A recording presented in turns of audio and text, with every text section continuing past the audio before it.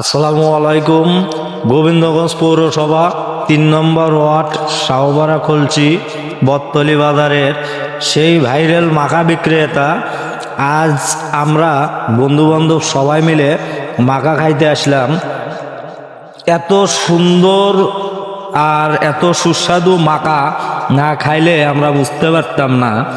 যারা যারা মাখা খাইতে চান তারা আমার সঙ্গে যোগাযোগ করেন, একবার আসেন, খেয়ে যান।